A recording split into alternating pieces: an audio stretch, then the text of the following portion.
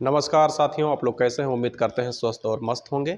अभी हमने इसके पाठ्यक्रम पे चर्चा किया इससे पहले वीडियो में। अब हम लोग देखते हैं सबसे पहले इनके जो PYQ हैं, जो इनके प्रश्न हैं जो पूछे गए। देखिए इसमें ये ऑफिशियल पेपर है आपका, ये ऑफिशियल पेपर है। कब हुआ है? 7/3/2022 को। हर क्वेश्चन के लास्ट में हम ये नहीं लिख रहे हैं कि ये किस दिन का पेपर है। ये सभी PYQ हैं, सभी विगत वर्षों के प्रश्न पत्र हैं। और कब के हैं? ये ऑफिशियल पेपर है 7 मार्च 2022 का जो पेपर हुआ। DTET प्लस भी 100 नंबर का पूछा था। ये पूरे 100 प्रश्न के पूरे सीरीज हैं। आप देखिए इसमें ये पूरे बोर्ड पे प्रश्न लिखे हुए इतने बड़े हैं। ये बड़े नहीं, हिंदी इंग्लिश दोनों लैंग्वेज में लिखा गया इसलिए है। और आप लोग देखिए बहुत ही आसानी से आपको समझ में आने वाला है। कह रहा है कि संज्ञानात्मक क्षमताओं में मात्रात्मक अंतर को मापने के लिए उन परीक्षण का उपयोग करना चाहता है जो संज्ञानात्मक क्षमताओं को इंगित करता है या पूर्वानुमान लगाता है। तो ये कहा जा रहा है कि संज्ञानात्मक क्षमता में मात्रात्मक अंतर को मापने के लिए उन परीक्षण का उपयोग करना चाहता है जो संज्ञानात्मक क्षमताओं को इंगित करता है या पूर्वानुमान लगाता है। तो ये क्या होता है? ये साइकोमेट्रिक अप्रोच है। ये साइकोमेट्रिक अप्रोच है। इसी के द्वारा ही क्या करते हैं, इसका हम पूर्वानुमान लगा सकते हैं। अगला प्रश्न आपके सामने है। अगला प्रश्न आपके स्क्रीन पर दिख रहा है। कह रहा है कि बचपन में मनोसामाजिक विकास के संदर्भ में सहकर्मी संबंधों के सकारात्मक प्रभाव क्या हैं? तो इसमें आपके दिए गए हैं 1 और 2 नंबर दिए गए। इसमें 2 कथन को आपको पढ़ना है और इधर बताना है कि क्या एक कथन सही है या एक भी नहीं सही है या दोनों सही है या केवल सेकंड सही है। तो बचपन में मनोसामाजिक विकास के संदर्भ में सहकर्मी संबंधों के सकारात्मक प्रभाव क्या हैं? देखिए इसमें जैसे जैसे बच्चे माता पिता के प्रभाव से दूर होने लगते हैं, सहकर्मी समूह नए दृष्टिकोण खोलता है और उन्हें स्वतंत्र निर्णय के लिए मुक्त करता है। दूसरा लिखा हुआ है कि नस्लीय और जातीय समूह के सदस्य के प्रति प्रतिकूल अभ्यर्थी को सुदृढ़ करने की प्रवृत्ति आती है। तो इसमें बताएं आप लोग कौन सा सही है?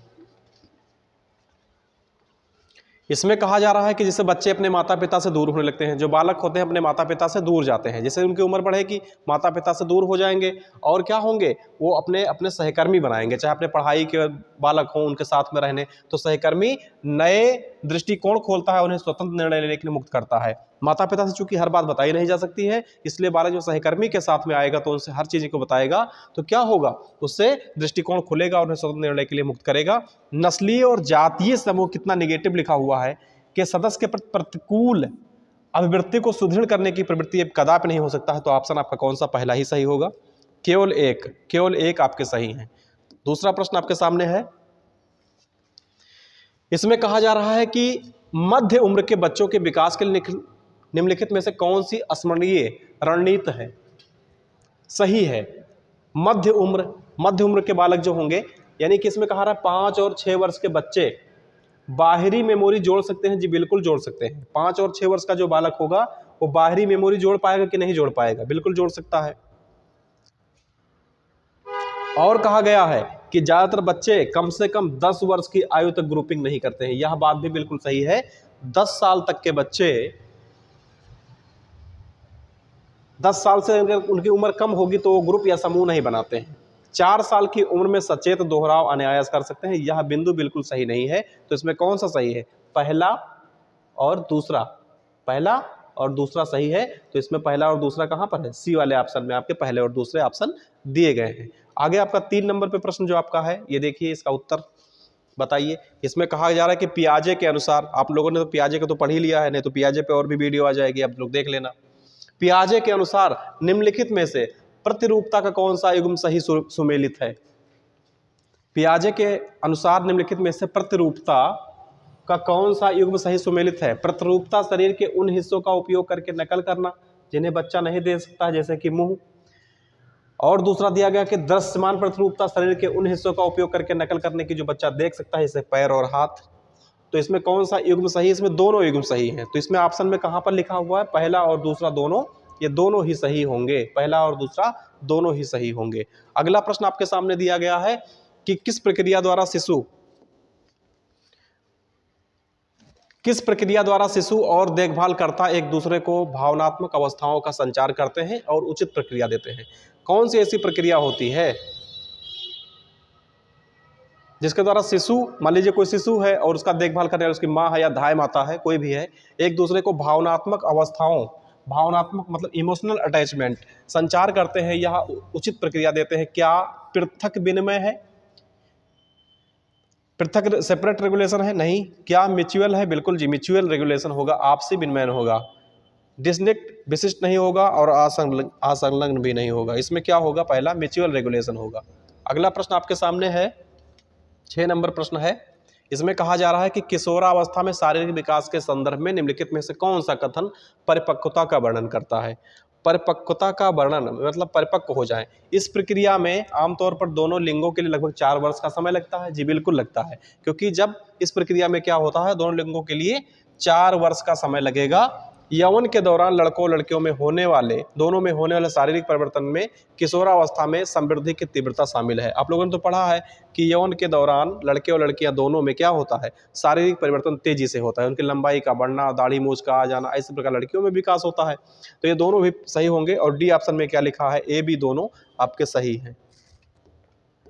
अगला प्रश्न आपके सामने है, देखिए निम्नलिखित में से कौन सा बच्चों के लिए मित्रता का लाभ है? बच्चों के लिए मित्रता का लाभ, देखिए बच्चे दोस्तों के साथ स्कूल का ज़्यादा आनंद लेते हैं। बिल्कुल लेते हैं। बच्चे अपने माता पिता से वो चीज़ें नहीं कह पाते हैं जो अपने सहपाठियों से कह देते हैं, तो ज़्यादा आनंद लेते हैं। दोस्ती, मदद और आत्म सत्यापन का भी एक स्रोत है। दोस्ती होगी तो भाई मदद भी होगी और आत्म सत्यापन का भी एक स्रोत है। इसलिए ऑप्शन इसमें कौन सा सही होगा? ऑप्शन आपके दोनों सही हो जाएंगे। इसके बाद में आपका 8वां प्रश्न है। 8वां में कहा गया शिशु और देखभाल करने वाले के बीच पारस्परिक अस्थायी संबंध है। अगर कोई शिशु है, उसकी देखभाल करने वाली उसकी माँ या कोई भी हो जाए, तो उसके बीच में किस प्रकार का संबंध होगा? उसके साथ अटैचमेंट होगी। इससे पहले वीडियो में प्रश्न में भी आप देख चुके हो। उसके साथ में क्या हो जाएगा? प्रेम हो जाएगा, अनुरक्ति हो जाएगी, यानी अटैचमेंट हो जाएगा। ये कोई समझौता का टॉपिक तो है नहीं, ये कोई रिप्लेसमेंट भी नहीं है और ये कोई दंड भी नहीं है। उसके साथ में क्या होगा? अटैचमेंट हो जाएगा। इसी प्रकार से अगले 9वें प्रश्न की तरफ हम लोग चले। तो 9वें प्रश्न में आप देख पा रहे हैं, कहा रहा कि लिंग स्थिरता क्या है? लिंग स्थिरता, अपने लिंग हमेशा समान रहने के बारे में बच्चे की जागरूकता। बिल्कुल सही बात है, क्योंकि अगर मैं बालक हूं तो हमको पता है कि हमारा अभी हम बालक ही रहेंगे, उससे वह लड़की तो बन नहीं जाएंगे। इससे लिंग श्रेणी की स्थिरता भी कहा जाता है। ये दोनों बातें बिल्कुल समान रूप से एकदम सही हैं। आगे प्रश्न अगर हम देखें, नेक्स्ट क्वेश्चन आपके सामने है। आप हमारे साथ टेस्ट लगाते रहें या तो फिर इसका उत्तर आप देखते रहें। वहां पे कहा जा रहा है कि इसमें निम्नलिखित में से कौन सा सिद्धांतवादी जेंडर स्कीमा सिद्धांत से जुड़ा हुआ नहीं है? जेंडर स्कीमा सिद्धांत से भाई कैरल लिन भी जुड़े हुए हैं, हालवर्सन जुड़े हुए हैं, सैंड्रा बेम भी जुड़े हुए हैं। इसमें कौन? सिगमंड नहीं जुड़े हुए हैं। ये मनोविश्लेषणात्मक के सिद्धांत को दिया था इन्होंने। ये सिगमंड फ्राइड इसमें सही ऑप्शन होगा। ये इससे जुड़े हुए नहीं है। किससे? जेंडर स्कीमा सिद्धांत से इनका जुड़ाव नहीं है। इनका जुड़ाव किससे है? मनोविश्लेषणात्मक सिद्धांत से है। अगला प्रश्न आपके सामने आ रहा है, 11 नंबर प्रश्न में आप लोग देखें। इसमें कहा है कि जन्मजात आघात क्या होता है? अगर बच्चे को जन्मजात आघात की अगर हम बात करें, ये क्या होती है? ये जन्म के 15 दिन के भीतर अगर चोट लग जाए तो उसको क्या हम जन्म आघात कहेंगे? बिल्कुल नहीं कहेंगे। जन्म के 2 दिन के अंदर अगर चोट लग जाए तो उसको क्या हम कहेंगे? जन्म आघात? नहीं। जन्म के समय ही अगर कोई चोट लग जाता है तो उसको हम क्या कहते हैं? जन्म आघात कहते हैं। जन्म आघात क्या होता है? बच्चे के जन्म के तुरंत मतलब उसी समय कोई चोट लग जाए तो उसको जन्म आघात हम कहते हैं। आगे 12 नंबर प्रश्न आपके सामने अगला प्रश्न आ रहा है। इसमें कहा जा रहा है, देखिए प्रश्न आप ठीक से समझिए, प्री ऑपरेशन थॉट के अंतर्गत प्रतीकात्मक कार्य क्या है? इसमें कहा गया है कि प्रतीकों का मानसिक अभ्यावेदन का उपयोग करने की क्षमता, या फिर प्रतीक बच्चों को शारीरिक रूप से उपस्थित हुए बिना याद रखने, उनके बारे में सोचने में मदद करते हैं। तो प्री ऑपरेशनल थॉट जो होगा, प्रतीकों या मानसिक अभ्यावेदन का उपयोग करने की क्षमता ही होती है। तो हम कौन सा ऑप्शन कर दें? प्रतीक बच्चों को शारीरिक रूप से उपस्थित हुए बिना उन्हें याद रखने, उनके बारे में सोचने में मदद करते हैं। यह भी बात सही है कि अगर कोई प्रतीक है तो बच्चे को अगर शारीरिक रूप से उपलब्ध नहीं है और उनके बारे में सोचने में मदद करता है, तो इसका ऑप्शन कौन सा हो जाएगा? ए वाला। अगला है, प्रसव के कितने चरण होते हैं? प्रसव के कितने चरण होते हैं? जो डिलीवरी होती है किसके कितने चरण होते हैं? 4 चरण उसके होते हैं। How many stages are there in child birth? जो बच्चा जन्म लेता है तो उसके 4 चरण होते हैं। इसमें कहा गया कि प्रारंभिक बाल्यावस्था में संज्ञानात्मक विकास के संदर्भ में थ्योरी ऑफ माइंड विकास क्या है? यह मस्तिष्क की परिपक्वता और संज्ञान में सुधार लाता है। ये मस्तिष्क की परिपक्वता और संज्ञान में सुधार को दर्शाता है। वंशानुगत और पर्यावरणीय विकास में एक बड़ी भूमिका निभाते हैं। जो प्रारंभिक बाल्यावस्था में जो संज्ञानात्मक विकास होता है, जीन पियाजे ने बताया, उससे क्या होता है? यह मस्तिष्क की परिपक्वता और संज्ञान में सुधार को भी दिखाता है। वंशानुगत और पर्यावरणीय प्रभाव में के विकास में भी बड़ी भूमिका निभाती है। तो इसमें क्या सा ऑप्शन हो जाएगा? एक और बी, मतलब पहला और दूसरा दोनों ही सही होंगे। तो इसमें विकल्प 4 में आपको दिख रहा है पहला और दूसरा दोनों। अगला प्रश्न आपके सामने है, देखिए। इसमें कहा जा रहा है कि शिशु विकास के बेली संकेत के संदर्भ में कौन सा युग्म सही है? तो बेली स्केल क्या है? यह 3 महीने पीछे से मुड़ता है, बिल्कुल सही बात है, और 9 महीने खुद को खड़े होने की स्थिति में उठाता है। तो इसमें कौन सा ऑप्शन हो जाएगा? दोनों ऑप्शन सही होंगे। इसमें बालक क्या करता है? 16 नंबर प्रश्न में आप देखें, इसमें कहा गया कि बचपन में शारीरिक विकास के संदर्भ में मोटर विकास के सिद्धांत में कौन सा साधन सही है? मोटर विकास के संदर्भ में यह मध्य बचपन में सुधार होना जारी रहता है, बिल्कुल जारी रहता है, या मध्य बचपन में सुधार होना जारी रहता है। 6 वर्ष की उम्र में बच्चे दूर से फेंकी गई छोटी गेंद के रास्ते को आंक और अवरोध कर सकते हैं। ये बच्चा बिल्कुल नहीं कर पाएगा। 6 वर्ष की उम्र में दूर से फेंकी गई छोटी गेंद हो, उसके रास्ते को आंकना और अवरोध उत्पन्न करना बच्चे के बालक के बस में नहीं होता है। तो इसमें कौन सा ऑप्शन सही होगा? केवल पहला ही सही होगा। मतलब ऑप्शन डी में लिखा है ओनली 1 विकल्प, तो आपका ऑप्शन डी एकदम राइट होगा। 17 नंबर प्रश्न में आपके लिखा हुआ है, 17 नंबर प्रश्न आप देखें, निम्नलिखित में से कौन सा कथन शारीरिक वृद्धि और परिवर्तन का वर्णन करता है? इसमें कौन सा शारीरिक वृद्धि और परिवर्तन को दिखाता है?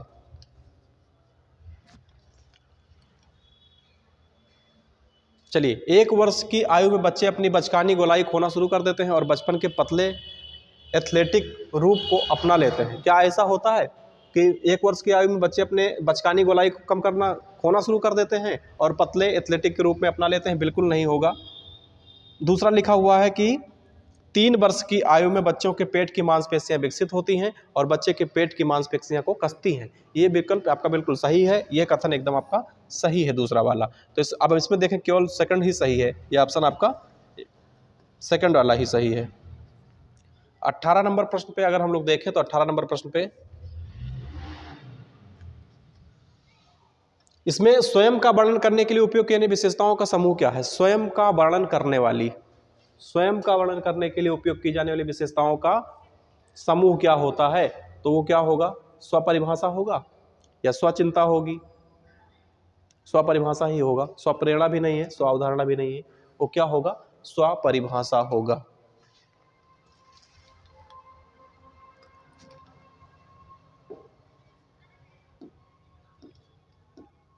चलिए, 19 नंबर प्रश्न में शैशवावस्था में उत्तेजना के निम्नलिखित में से कौन सी अवस्था उनकी गति से सही रूप से जुड़ता है, सही रूप से सुमेलित है? शैशवावस्था में उत्तेजना की निम्नलिखित में से कौन सी अवस्था उनकी गति से सही रूप से जुड़ती है? अनियमित नींद, मांसपेशियां मरोड़ती हैं लेकिन कोई बड़ी हलचल नहीं होती, ये सही बात है। चेतावनी, निष्क्रियता, शांत गति, चारों ओर देखते हुए सिर अंगों को हिला सकता है, बालक ये दोनों काम करता है। तो दोनों ऑप्शन बी में दिया हुआ है, ये आपका बी ऑप्शन राइट है।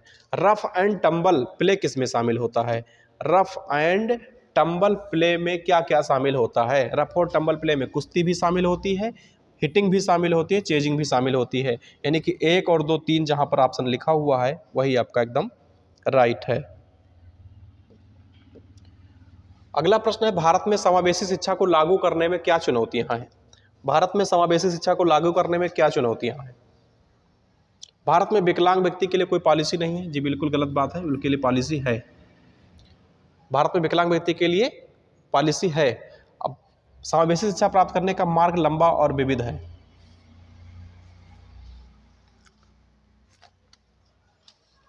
इसमें क्या समस्या, क्या चुनौतियां आती हैं? चुनौतियां तो यही है कि समावेशी शिक्षा प्राप्त करने का मार्ग बहुत लंबा और विविध है। तो इसमें जो बी ऑप्शन में लिखा हुआ है केवल सेकंड ही आपका सही होगा।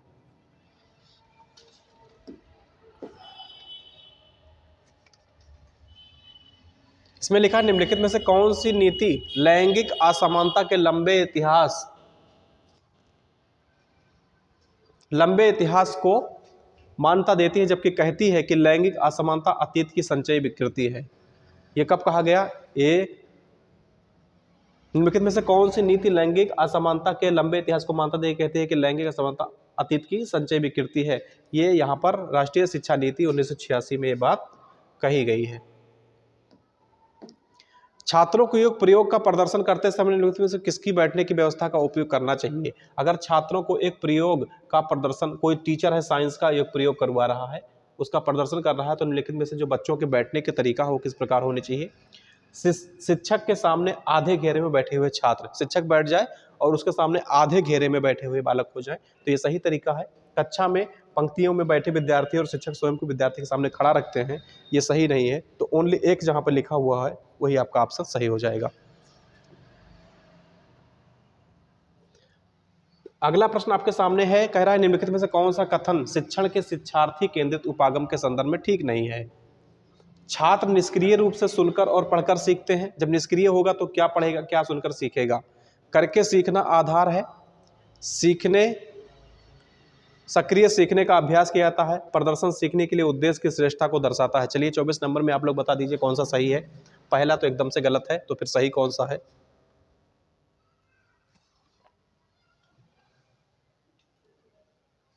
निम्नलिखित में से कौन सा कथन शिक्षण के शिक्षार्थी के उपागम में सही नहीं है?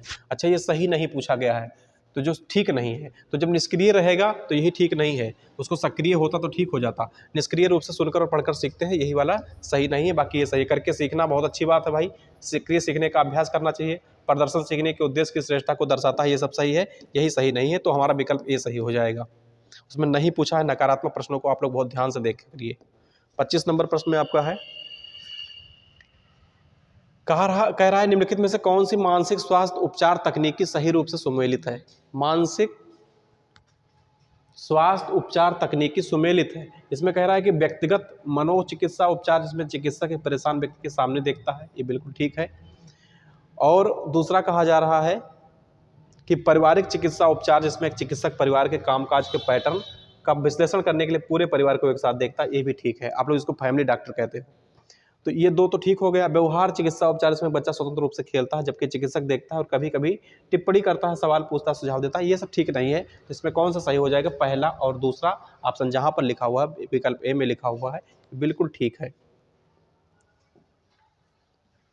अगला आपका सामने है, अगला है निम्नलिखित में से कौन सा कथन सरकार को कर भुगतान करने का सही चीज बताया गया है? भाई सरकार द्वारा रक्षा, पार्क, सब्सिडी ऐसी सामाजिक सेवा प्रदान करने के लिए ही हम लोग टैक्स देते हैं। प्राकृतिक आपदा के बाद लोगों को सही जगह पे पहुंचाने यानी पुनर्वास करने के लिए इसका उपयोग करना होता है। तो जहां पर दोनों विकल्प ए और बी लिखा होगा वो विकल्प आपका एकदम सही होगा। आगे प्रश्न है 27 नंबर प्रश्न में आप देखें, कह रहा है कि व्यायाम का नियम सीखने के नियमों में से एक है, इसमें से किसने विकसित किया है? सीखने का नियम जीन पियाजे ने दिया? नहीं। रविन्द्रनाथ टैगोर ने तो बिल्कुल, सिगमुंड फ्रायड ने नहीं, थॉर्नडाइक ने दिया है। और 3 नियम बताए, अभ्यास का नियम, तत्परता का नियम और प्रभाव का नियम इन्होंने बताए, और 5 गौण नियम भी बताए हैं इन्होंने। इसमें नवजात शिशु की संवेदी क्षमताओं के संदर्भ में कौन सा ठीक बात है? जन्म से पहले श्रवण कार्यात्मक होता है, बिल्कुल होता है। जन्म के समय दृष्टि सबसे कम महत्वपूर्ण इंद्रिय होती है, ये भी बात बिल्कुल ठीक है। दोनों जहां पर लिखा होगा वही आपका उत्तर हो जाएगा, विकल्प सी आपका एकदम सही है। 29 नंबर प्रश्न में आपके कहा गया कि भारत में समावेशी शिक्षा के संदर्भ में कौन सा कथन सही है? मानव विकास संस्थान मंत्रालय ने विकलांग बच्चों और युवाओं की शिक्षा में शामिल करने के लिए राष्ट्रीय कार्य योजना लागू किया, बात बिल्कुल ठीक है। शिक्षा का अधिकार अधिनियम 2009 सभी बच्चों को उनकी जात, धर्म आदि के बावजूद शिक्षा सुनिश्चित करता है, ये दोनों बातें बिल्कुल ठीक है। दोनों बातें ठीक है, जहां पर दोनों विकल्प होगा वो आपका सही आंसर हो जाएगा। तो इसमें बी वाले ऑप्शन में ए बी दोनों लिखा हुआ, यही आपका ठीक हो जाएगा। अगला है, कह रहा है कि निःशुल्क और अनिवार्य शिक्षा अधिनियम 2009 के बच्चों के अधिकार में स्थानीय प्राधिकरण के कर्तव्यों के लिए संदर्भ में कौन सा कथन सही नहीं है?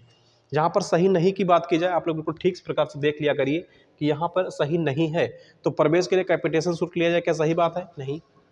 शिक्षक के लिए प्रशिक्षण बिल्कुल व्यवस्था की जाए और कैलेंडर भी बनाई जाए, ये बात दोनों बिल्कुल सही है। तो इसमें क्या है, क्या ठीक नहीं है? प्रवेश के लिए कैपिटेशन शुल्क लिया जाए, यानी कि जहाँ पर लिखा हुआ है ए वही आपका बिल्कुल सही हो जाएगा, बाकी ये दोनों ठीक नहीं है।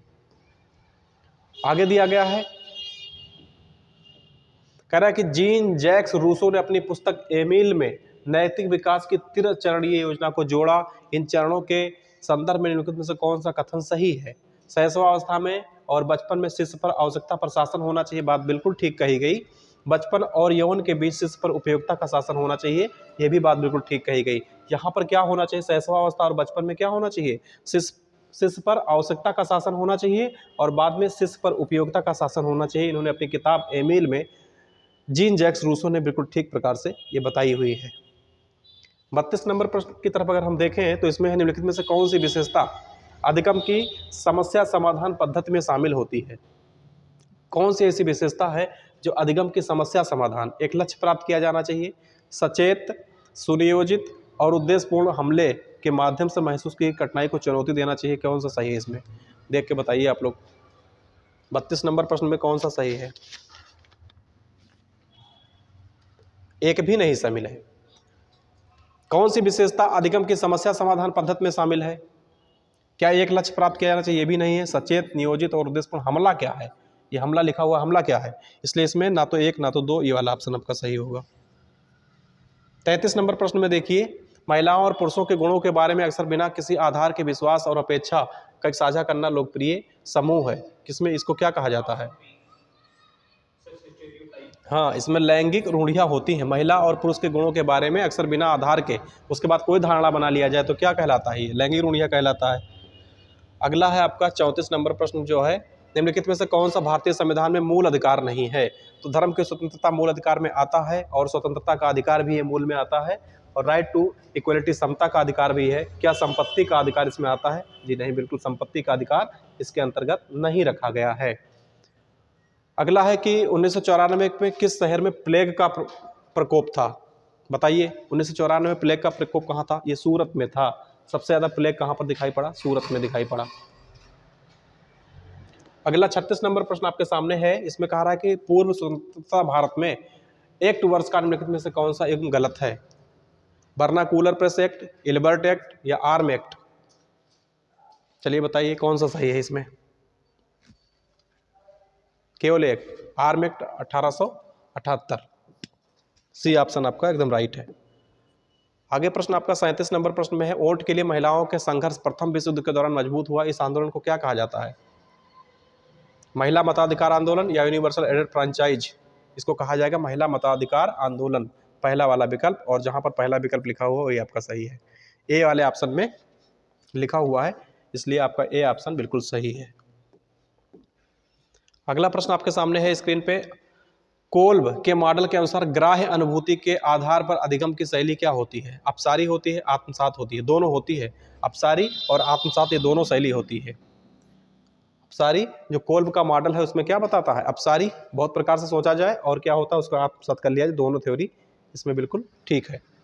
दी गई पंक्ति को पढ़िए और सही शैक्षिक विचारक की पहचान करिए। उन्होंने स्कूल के सामाजिक और नैतिक स्वरूप पर जोर दिया। उनका मानना था कि एक स्कूल को लघु समुदाय, एक भ्रूण समाज के रूप में स्वीकार करना चाहिए। ऐसा किसने बताया? किस विचारक ने बताया? ऐसा जॉन डीवी ने कहा। ऐसा किसने कहा? ऐसा जॉन डीवी ने कहा। यह कथन जॉन डीवी का है। बार बार पलक झपकाना किस दुर्बलता का लक्षण हो सकता है? कोई ऐसे बार बार पलक झपका रहा है तो वो किस दुर्बलता की तरफ जा रहा है? क्या श्रवण बाधा है? क्या दृश्य बाधा है? सुनने वाली तो कोई बात है नहीं, सीखने की कोई बाधा नहीं है, बोलने की कोई बाधा नहीं। वो कौन सी बाधा है? दृश्य बाधा है। उसको देखने में दिक्कत हो रहा तभी पलक झपका रहा है। निम्नलिखित में से कौन सी भाषा मुंडा के परिवार से जुड़ी हुई है?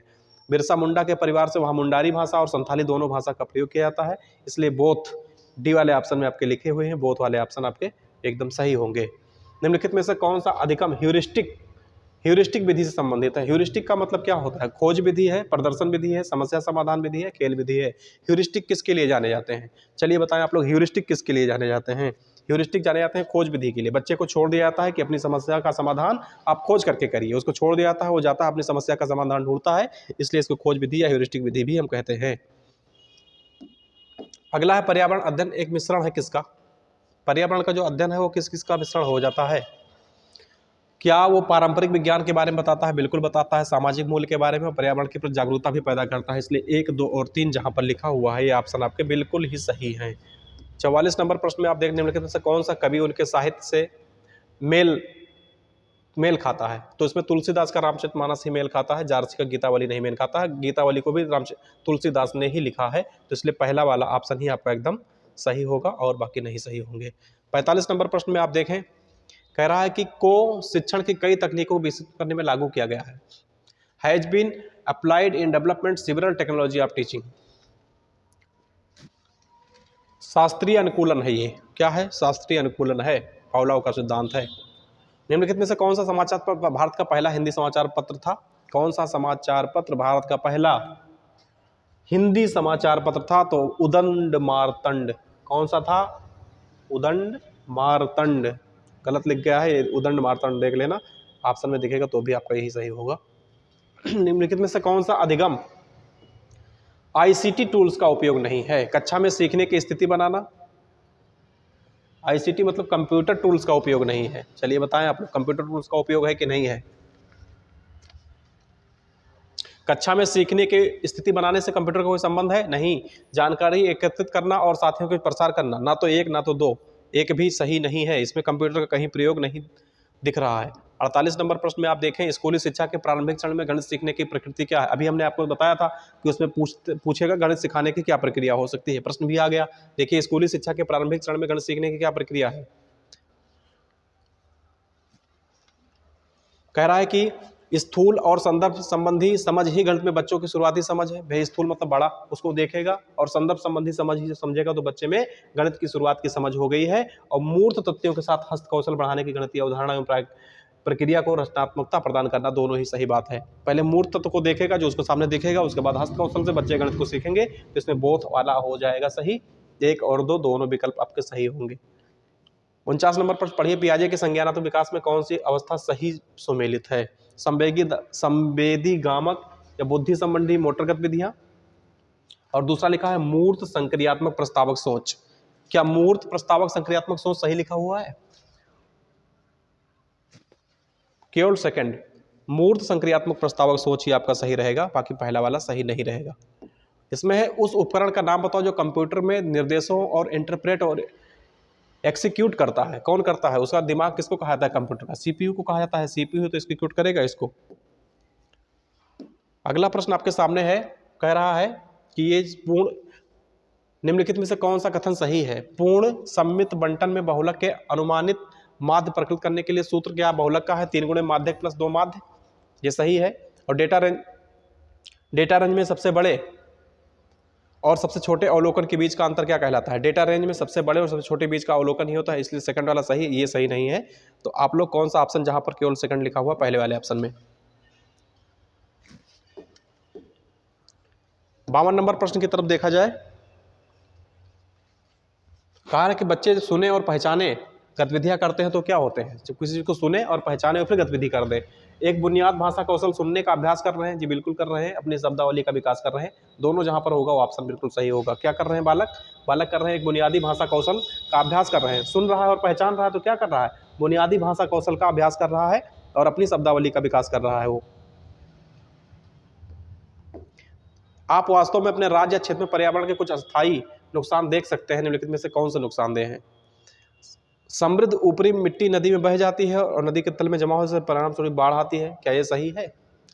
कौन सा नुकसान है? वास्तव में अपने राज्य या क्षेत्र में पर्यावरण के कुछ अस्थायी नुकसान देख सकते हैं, तो नुकसान कौन सा है? पौधे और जानवर की प्रजातियां समृद्ध और रोमांचक विविधता मर गई हैं और अस्थायी रूप से हमारे लिए खो गई हैं। बताइए, बताएं कौन सा सही है? दोनों सही है। कौन सा? दोनों ही सही हैं।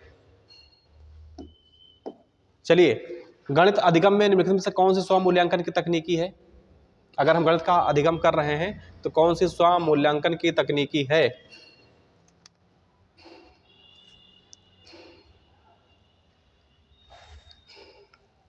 क्या छानबीन है?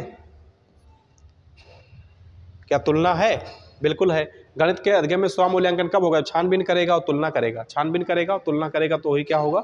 ये दोनों ही विकल्प आपके यहाँ पर है, सही है। ये वाले में लिखा हुआ है, यही ऑप्शन आपका सही है। 55 नंबर प्रश्न में आप देखें, कह रहा है कि विद्यार्थी किन उपकरणों से वास्तविक परिस्थिति का लगभग प्रत्यक्ष अनुभव कर सकता है?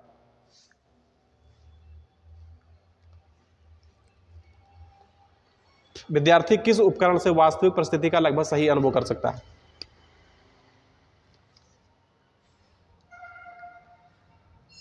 सिचुएटिव उपकरण। कौन सा? सिचुएटिव उपकरण से वो लगभग अनुभव कर सकता है।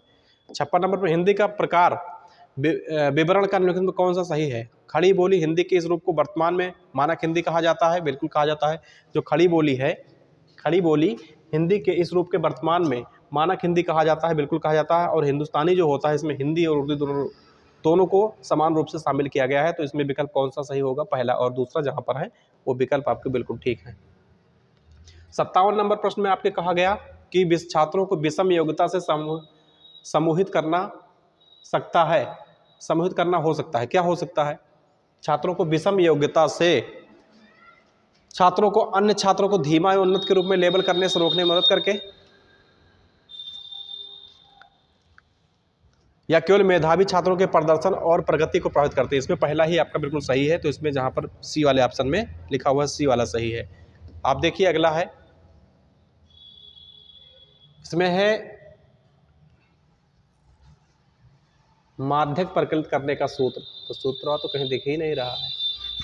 चलिए ये प्रश्न को छोड़ देते हैं, सूत्र दिख नहीं रहा है कहाँ है इसमें। समस्या समाधान के संदर्भ में निम्नलिखित समस्या समाधान के संदर्भ में शिक्षक की कौन सी भूमिका होती है? शिक्षक की भूमिका बताइए। समस्या समाधान के संदर्भ में देखें तो शिक्षक की निम्नलिखित में से कौन सी भूमिका होगी? समस्या की स्थिति बताएं, उसको कक्षा में भय मुक्त वातावरण बनाए और समस्या को समझने, परिभाषित करने और उसे बताने में छात्र की सहायता करें। ये तीनों भूमिका उसकी होगी। शिक्षक की कौन सी भूमिका होगी?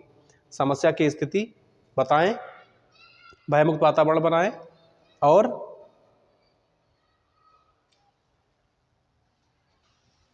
ठीक है। 60 नंबर प्रश्न में आपके सामने है, इसमें कहा जा रहा है प्राथमिक स्तर पर्यावरण अध्ययन अधिगम से बच्चों को निम्नलिखित में से किसके विकास को बढ़ावा मिलता है? अगर प्राथमिक स्तर पर पर्यावरण का अध्ययन कराया जा रहा है तो उसमें बच्चे में किस प्रकार का विकास होगा? उनकी टिप्पणी और विचारों का वर्णन संचार करने के लिए एक भाषा, या फिर इसमें हो जाएगा अपने पर्यावरण के बारे में जानने और समझने, समाधान खोजने के लिए आधारित कौशल, आवश्यक कौशल आ जाएगा। बच्चे में दूसरा वाला ही विकसित होगा और उनकी टिप्पणी और विचार का वर्णन दोनों होगा। सामाजिक विज्ञान के औपनिवेशिक परिप्रेक्ष्य के संदर्भ में कौन सा कथन सही है? तो इसमें पहला कहा जा रहा है कि भारत में औपनिवेशिक काल ने सामाजिक विज्ञान पाठचर्या के विकास में बहुत योगदान दिया है और वह अंग्रेज ही थे जिन्होंने भारत के इतिहास पहली बार लिखा। ये दोनों बात बिल्कुल ठीक लिखा हुआ है। दोनों बात क्या है? बिल्कुल सही लिखा हुआ है।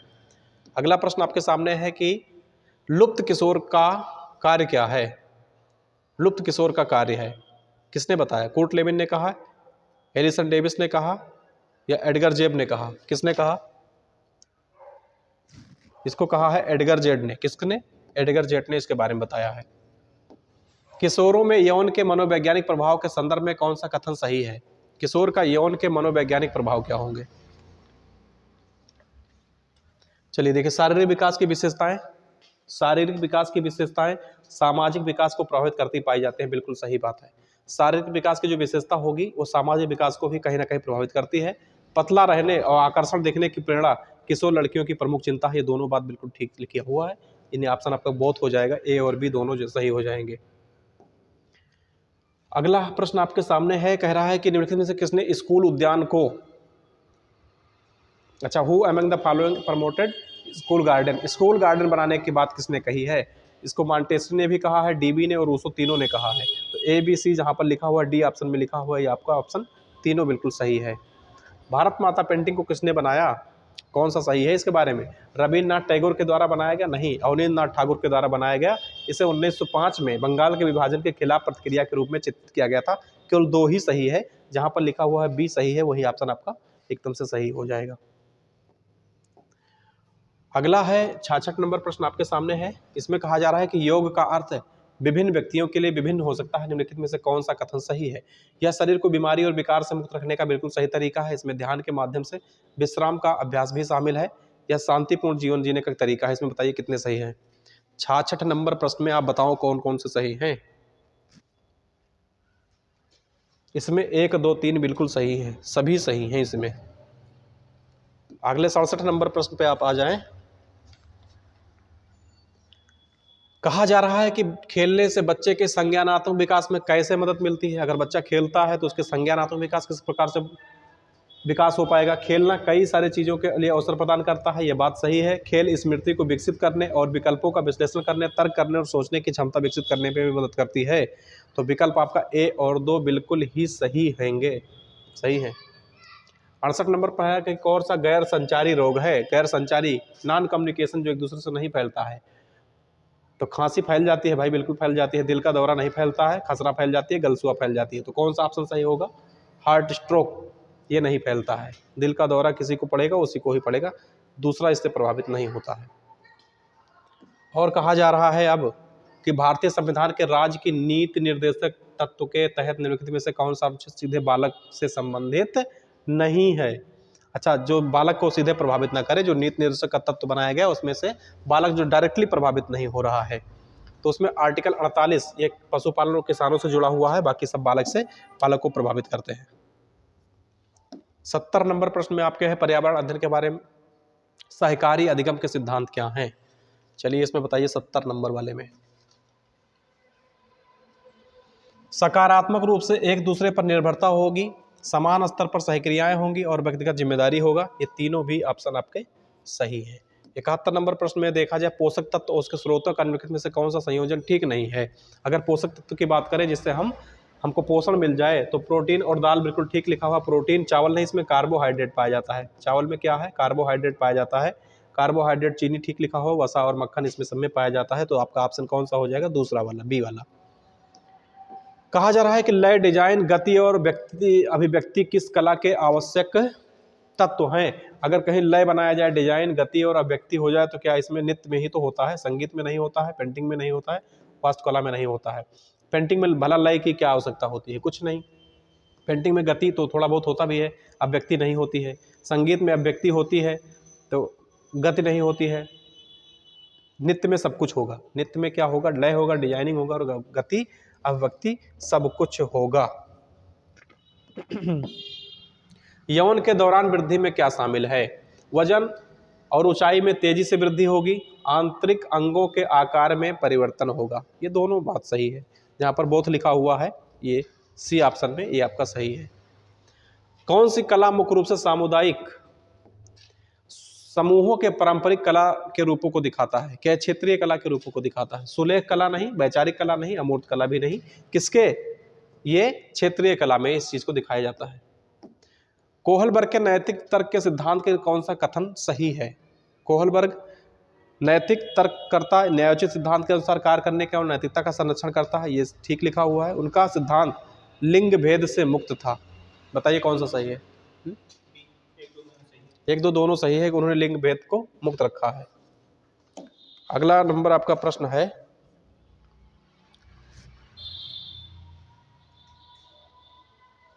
इसमें थोड़ा सही कर लीजिए, इसमें थोड़ा सा सही कर लीजिए कोहलबर्ग वाले पे।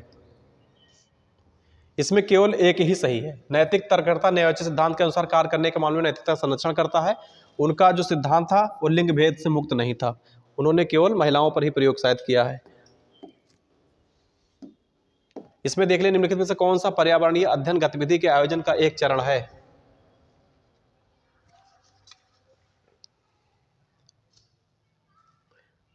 कौन सा एक पर्यावरण अध्ययन गतिविधि के आयोजन का एक चरण है। पर्यावरण अध्ययन के गतिविधि का आयोजन किया जाए तो प्रदर्शन का मूल्यांकन होगा, क्या योजना बनेगी, प्रक्रिया पर विचार करना है या गतिविधि का संचालन करना है।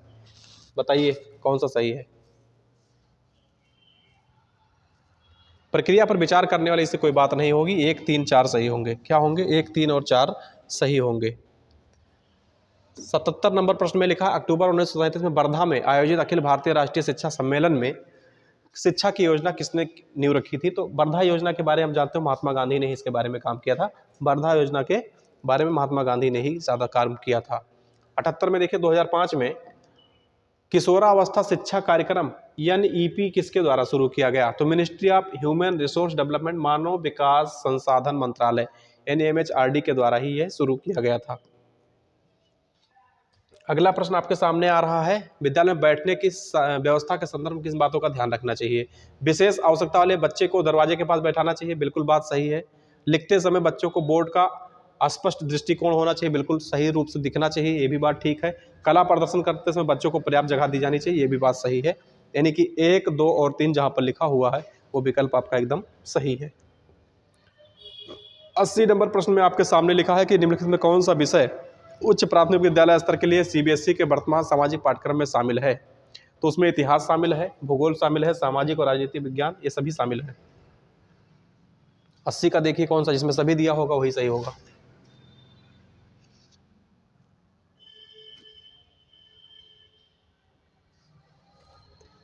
एक दो तीन, 1, 2, 3 बी वाले में दिए हैं, वही सही।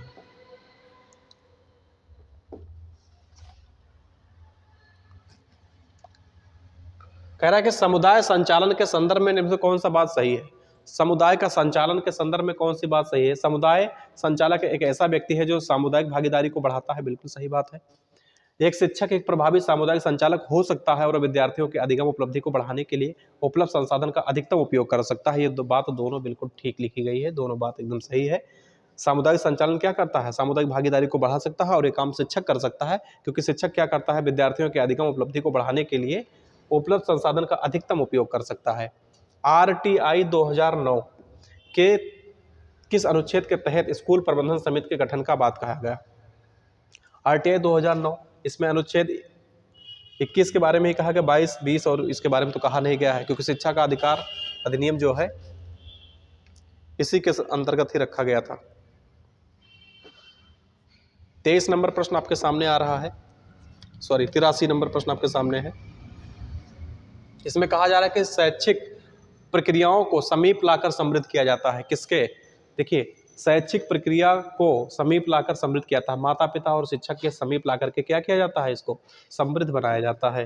माता पिता और शिक्षक के समीप लाकर के क्या करते हैं? समृद्ध बनाते हैं। अगला प्रश्न है कि शिक्षकों के सेवाकालीन परीक्षण के संदर्भ में कौन सा मॉडल सही ढंग से सुमेलित है? शिक्षकों के सेवाकालीन परीक्षण के संदर्भ में निम्नलिखित में से कौन सा मॉडल सही ढंग से सुमेलित है? प्रपात प्रतिरूप प्रथम स्तर पर मुख्य संसाधन व्यक्ति को प्रशिक्षित किया जाता है, वह संसाधन व्यक्तियों को प्रशिक्षित करते हैं और बारी बारी से शिक्षकों को प्रशिक्षित करते हैं। और दूसरा दिया गया है कि दूरस्थ शिक्षा प्रतिरूप संसाधन में का प्रत्यक्ष कक्षा का शिक्षण पर प्रयोग किया जाता है, ये सही नहीं है, केवल इसमें पहला ही सही है, पहला ही सही है। 85 नंबर प्रश्न, इस देश में लोग शिक्षा को एक ऐसा पेशा मानने में देरी कर रहे हैं जिसके लिए गहन तैयारी की आवश्यकता है, ये किसने कहा? ये विश्वविद्यालय अनुदान आयोग ने ये बात कही थी। किसने कहा था? विश्वविद्यालय अनुदान आयोग ने यह बात बताई थी। कह रहा है कि प्रथम एक योजना था, किसके संदर्भ में? निम्नलिखित में से कौन सा कथन सही है? इसकी स्थापना 1994 में हुई थी, ये बात सही है, बाकी दूसरा वाला बात सही नहीं है। सॉरी, एक मिनट। प्रथम के संदर्भ में कौन सा सही? बिल्कुल सही है, पहला वाला ही। सामुदायिक संचालन के संदर्भ में पीटीए का पूरा फॉर्म, फुल फॉर्म क्या है? पीटीए क्या है? पीटीए है पेरेंट टीचर एसोसिएशन, अभिभावक शिक्षक संघ। इसमें सामुदायिक संचालन में क्या होता है? अभिभावक शिक्षक संघ बनता है और उसी को पीटीए कहा जाता है। युद्ध के संदर्भ में कौन सा कथन सही है? यह लोगों के रोजमर्रा के जीवन का दर्शनीय और खूनी प्रक्षेपण है, यह बात सही है। लोग अपने दैनिक जीवन से और अपने आप में परिवर्तन के बिना युद्ध की शुरुआत कर देते हैं, दोनों बात बिल्कुल ठीक है। बी ऑप्शन आपका एकदम राइट है। सर्व शिक्षा अभियान किस साल शुरू किया गया? उस समय तत्कालीन प्रधानमंत्री अटल बिहारी वाजपेयी जी थे, 2001 और 2 में शुरू किया गया था, तो आपका ऑप्शन 1 ही सही रहेगा, 2001 में शुरू किया गया। और है इसमें किस गतिविधि के चयन के लिए कौन सा किसी गतिविधि के चयन के लिए निम्नलिखित में से कौन सा मूल बिंदु है? अगर किसी गतिविधि का चयन करना हो तो उसमें मूल बिंदु क्या है? इसमें शारीरिक और मानसिक क्षमता, सामाजिक आर्थिक पृष्ठभूमि, छात्रों की रुचि, अभिभावक और सहपाठियों का रवैया, ये सभी शामिल होते हैं। डी ऑप्शन में आपका एकदम सही है, सभी शामिल होंगे। 91 में कहा गया है किस प्रकार के नेतृत्व में जब नेता जब भी संभव हो निर्णयों को स्थगित रखता है? अहस्तक्षेप निष्पक्ष नेतृत्व में। सामुदायिक भागीदारी शिक्षा प्रबंधन में कैसे सुधार लाती है? सामुदायिक भागीदारी, जो समुदाय होता है, कम्युनिटी होती है, इसकी भागीदारी शिक्षा प्रबंधन में किस प्रकार सुधार लाती है? नियमित उपस्थिति सुनिश्चित करती है, बिल्कुल कम्युनिटी ये काम करती है। स्कूल से बाहर के छात्रों की भी पहचान कर लेती है।